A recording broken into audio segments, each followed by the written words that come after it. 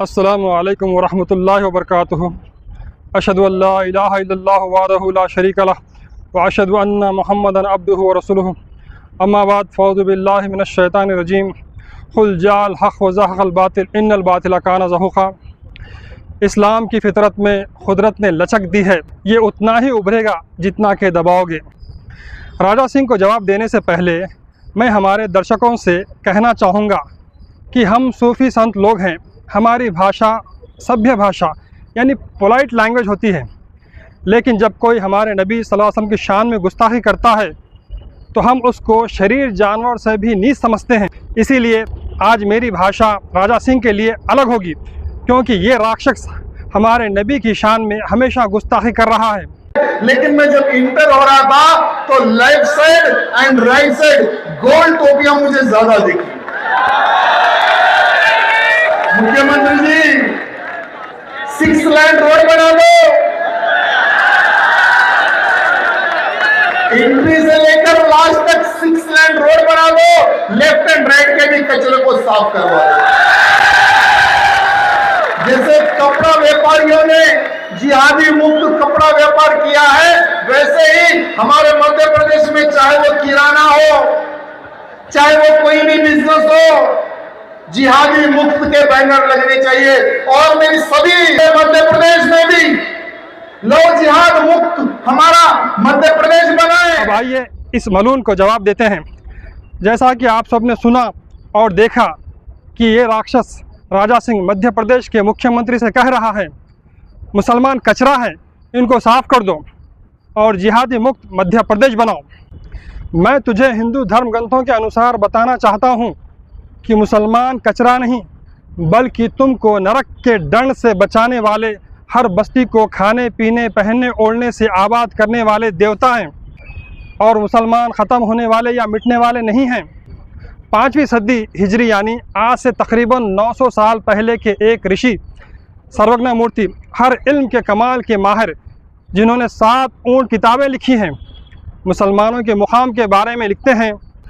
तुरुकरिल्लद ऊरू नरगा भाजन मक्कू तुरुकरिद्दद ऊरू उड़लुंटू मर्तक्के तुरकरे देव सर्वज्ञ। यानी जिस बस्ती में मुसलमान नहीं रहते हैं दोज़ख के अजाब में मुब्तला है, और जिस बस्ती में मुसलमान रहते हैं वो बस्ती खाने पीने से आबाद होती है, पहनने ओढ़ने से आबाद रहती है। दुनिया में मुसलमान ही खुदा है। अब तो आरएसएस के प्रमुख मोहन भागवत जी की भी बात सुन ले। भाई, पहले दिन इस्लाम भारत में आया तब से आज तक इस्लाम यहाँ है और रहेगा। ये मैंने भी पिछले बार भी कहा था, इस्लाम नहीं रहेगा ऐसे सोचने वाला हिंदू सोच का नहीं है। हिंदू सोच ऐसी है नहीं। और तू लव जिहाद मुक्त मध्य प्रदेश बनाने की बात कर रहा है, जबकि लव यानी मोहब्बत और जिहाद यानी जंग। तो ये शब्द ही गलत है, क्योंकि मोहब्बत और जंग 2 अपोजिट बातें हैं। जो इंसान मोहब्बत करता है वो जंग नहीं कर सकता, और जो जंग करने वाला है वो मोहब्बत नहीं कर सकता। तो मालूम हुआ कि ये लव जिहाद शब्द मुसलमान नौजवानों को बदनाम करके उन्हें जेलों में डालने या उनकी मॉब लिंचिंग करने के लिए बनाया गया है। मुसलमान धोखेबाज नहीं होता, और जो धोखा देता है वो मुसलमान नहीं होता। लिहाजा मुसलमान नौजवानों को लव जिहाद से जोड़ना ये बिल्कुल गलत है। और सुन राजा सिंह, तू जिहादी यानी मुसलमान मुक्त के बैनर कितने भी लगा ले, कुछ होने वाला नहीं है। मुसलमानों के महान कवि अल्लामा इकबाल कहते हैं, कुछ बात है कि हस्ती मिटती नहीं हमारी, सदियों रहा है दुश्मन दौरे ज़मा हमारा। हमारा लक्ष्य है भारत को हिंदू राष्ट्र बनाना। India is a secular and democratic country. Bharat देश को आज़ाद कराने में सबसे ज़्यादा मुसलमानों ने बलिदान दिया। जाकर इंडिया गेट पर नाम पढ़ ले। अगर तू कहेगा कि भारत को हिंदू राष्ट्र बनाना है, तो फिर मुसलमान भी कहेंगे हिंदुस्तान तमाम मुसलमान होने वाला है। फिर सिख कहेंगे भारत को खालिस्तान बनाना है। इस तरह तो हमारे देश में गृहयुद्ध शुरू हो जाएगा और हर तरफ अशांति फैल जाएगी। ये धर्मनिरपेक्ष लोकतांत्रिक देश है। यहाँ हिंदू मुस्लिम सिख ईसाई सबके साथ समान रूप से व्यवहार करना अनिवार्य है, और सब धर्मों को समान सम्मान देना ज़रूरी है, अन्यथा हमारा देश छिन्न भिन्न हो जाएगा। मेरे बहुत सारे नौजवान हैं, आज उन सभी को आज यहाँ कहना चाहूंगा कि आज कमर कसने की आवश्यकता है, शस्त्र विद्या सीखने की आवश्यकता है। ये राक्षस नौजवानों को कमर कसने की और शस्त्र सीखने की बात कर रहा है, परंतु किसी धार्मिक कार्य के लिए नहीं, केवल मुसलमानों को ख़त्म करने के लिए, और ये होने वाला नहीं है। अगर हम मुसलमान भी हमारे नौजवानों को हथियार ख़रीदने, उनको सीखने और उनको हिंदुओं के विरुद्ध चलाने की शिक्षा देने लगें तो इस देश का क्या होगा। इस तरह अपने नौजवानों को किसी दूसरे धर्म के लोगों के खिलाफ भड़काना ये संविधान के हिसाब से दंडनीय अपराध है। इस पर भी राजा सिंह को सज़ा होनी चाहिए। आई लव के बैनर लेकर रोड पर घूम रहे हैं। अरे तुम्हारा बाप 1400 सालों से मुंह छुपा के बैठा था, किसी ने उसका मुंह नहीं देखा। आज उसके बच्चे आई लव के बैनर लेकर रोड पे घूम रहे हैं। अगर मुसलमान आई लव मोहम्मद सल्लल्लाहु अलैहि वसल्लम का बैनर लेकर घूम रहे हैं तो तुझे क्या तकलीफ हो रही है। Article 25 of the Indian constitution guarantees the fundamental right to freedom of conscience and the right to freely profess, practice and propagate religion. भारतीय संविधान हर धर्म के लोगों को अपने धर्म को मानने, उस पर अमल करने और उसका प्रचार करने की पूरी अनुमति देता है। और तूने कहा तुम्हारे बाप, यकीनन पैगंबर मोहम्मद सल्लल्लाहु अलैहि वसल्लम हम मुसलमानों के ही नहीं बल्कि सारी कौमों के बाप हैं।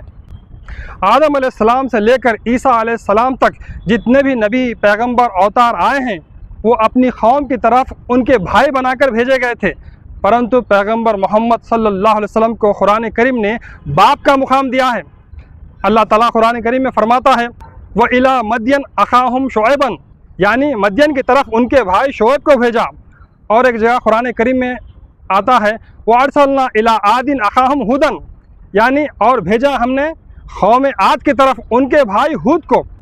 और एक मकाम पर अल्लाह ताला फरमाता है व इला समूदिन अखाहुम सालेहन, यानी कौम समूद की तरफ उनके भाई साले को भेजा।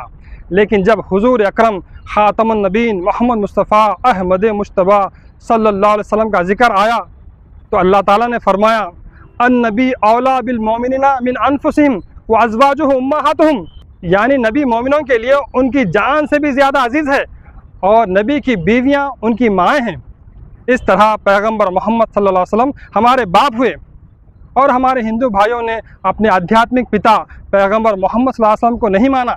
देखो सामवेद अध्याय 2 दशति 4 मंत्र 8, जिसके कारण आज मठों में हमें कई जगतगुरु नज़र आते हैं जो इनके धार्मिक पिता बनकर बैठे हैं।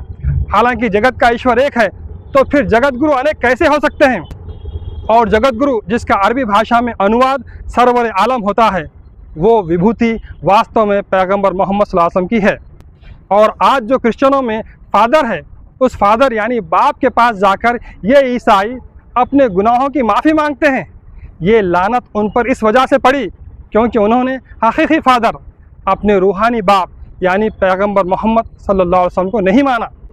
अनकरीब एक ऐसा समय आने वाला है सारी दुनिया अपने रूहानी बाप पैगंबर मोहम्मद सल्लल्लाहु अलैहि वसल्लम को मान लेंगे।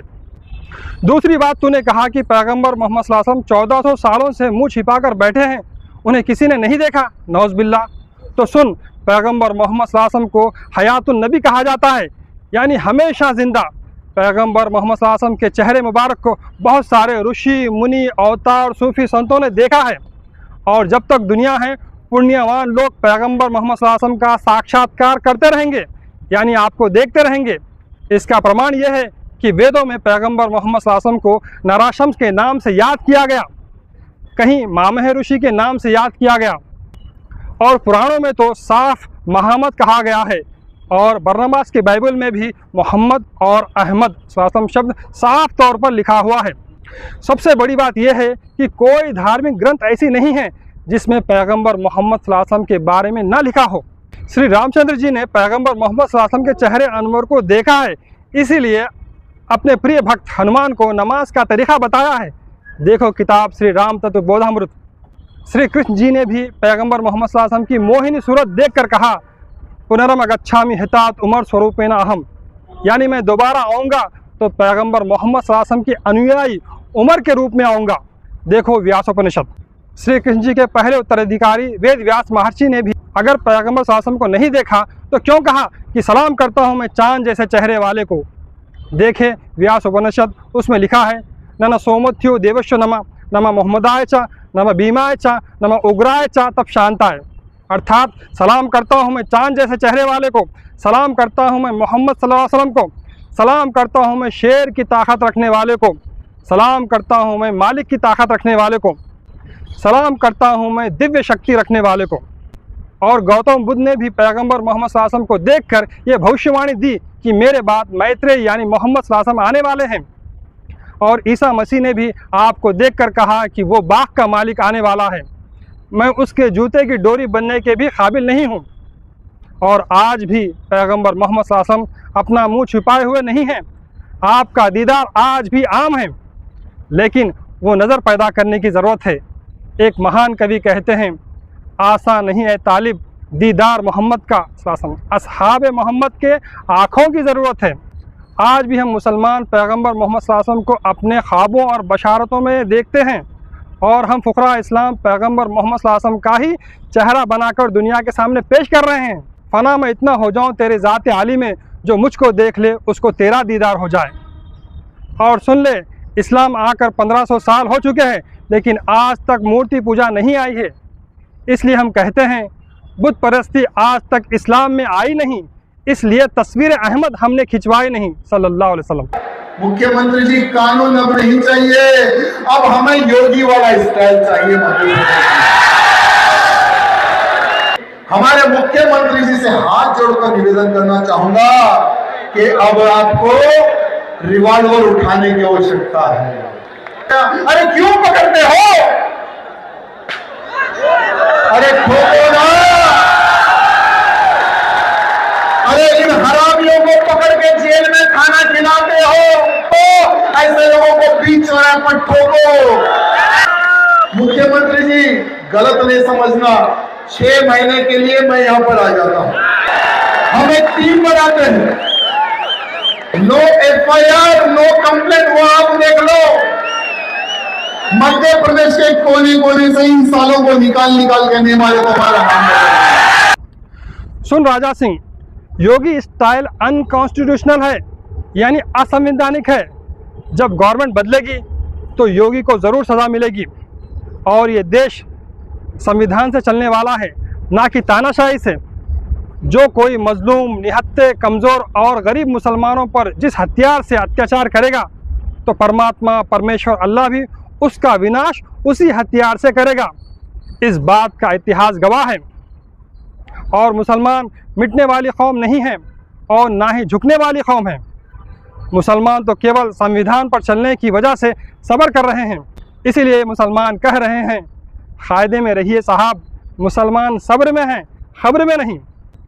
इसीलिए महान कवि अल्लामा इकबाल फरमाते हैं, टल ना सकते थे अगर जंग में अड़ जाते थे, पाँव शेरों के मैदान से उखड़ जाते थे, तुझसे सरकश हुआ कोई तो बिगड़ जाते थे, देख क्या चीज़ है हम तोप से लड़ जाते थे। नक्श तौहीद का हर दिल पे बिठाया हमने, ज़ेर खंजर भी ये पैगाम सुनाया हमने। तक जीवित हूँ, मेरे मध्य प्रदेश को जिहादी मुक्त बनाने के लिए कार्य करूंगा। 1 रुपए की चीज हो या लाख रुपए की चीज हो, जो भी चीज खरीदूंगा हिंदू से खरीदूंगा। जिहादी मुक्त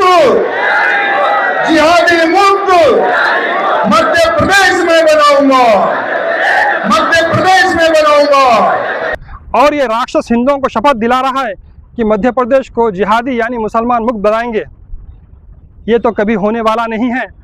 अगर तू कुछ पढ़ना लिखना जानता है तो गूगल करके देख ले, तुझे मालूम होगा Islam is the fastest growing religion in the world, यानी दुनिया में सबसे तेज़ी से फैलने वाला धर्म इस्लाम है। और दुनिया में सबसे ज़्यादा मुसलमान इंडोनेशिया के बाद कहीं हैं तो वो भारत में हैं। मुझे मशहूर शायर जिगर मुरादाबादी का शेर याद आ रहा है, हमको मिटा सके ये ज़माने में दम नहीं, हमसे ज़माना खुद है, ज़माने से हम नहीं। और ये मलून राजा सिंह हिंदुओं को भड़काते हुए शपथ दिला रहा है कि मैं 1 रुपये की चीज़ हो या 1 लाख की हो, हिंदू से ही खरीदूंगा। है राजा सिंह, तू लाख शपथ दिला ले, लाख आर्थिक बहिष्कार, सामाजिक बहिष्कार, सांस्कृतिक बहिष्कार, राजनीतिक बहिष्कार कर ले, मुसलमानों को ना झुका सकता है और ना कमज़ोर कर सकता है। मुसलमान जिस कदर गरीब होंगे उसी कदर उन्हें अपने धर्म के लिए कुर्बानी देना आसान होगा। हमारे प्यारे नबी, हमारे माँ बाप से प्यारे, हमारी औलाद से प्यारे, हमारी जान से प्यारे नबी मोहम्मद मुस्तफ़ा अहमद मुश्तबा सल्लल्लाहु अलैहि वसल्लम ने फरमाया, अल फ़ख्रु फ़ख्री वल फ़ख्रु मिन्नी, यानी फ़कीरी मुझसे है और मुझे फ़कीरी पर फ़ख्र है। लिहाजा मुसलमान इन बहिष्कारों से डरने वाले नहीं हैं। अय राजा सिंह, मैंने तुझे संक्षिप्त में उत्तर दिया है। अगर पैगंबर मोहम्मद सल्लल्लाहु अलैहि वसल्लम की तारीफ़ के लिए या इस्लाम की तारीफ़ के लिए सारी दुनिया के पेड़ कलम बन जाए और सारे समंदर स्याही बन जाए, तब भी इनकी तारीफ़ या प्रशंसा ख़त्म न होगी। तुझ जैसे लोग सूरज पर थूकना चाहते हैं लेकिन नहीं जानते कि वो थूक खुद के मुंह पर गिरता है। हुजूर अकरम ख़ातमुन नबीन मोहम्मद मुस्तफ़ा अहमद मुश्तबा सल्लल्लाहु अलैहि वसल्लम, जिन्हें हिंदू धर्म ग्रंथों में कल की अवतार, नराशम्स, अंतिम ऋषि, जगत गुरु, महामद और मामह ऋषि कहा गया है, वो एक दर्पण यानी आईना है। जो भी उस आईने में देखता है उसे खुद का चेहरा नज़र आता है। उम्मीद कि तू समझ गया होगा। बातिल से दबने वाले ए आसमां नहीं हम 100 बार कर चुका है तो इम्तिहान हमारा। ओम शांति शांति शांति व आखिर दावाना अनिल हम्दुलिल्लाहि रब्बिल आलमीन।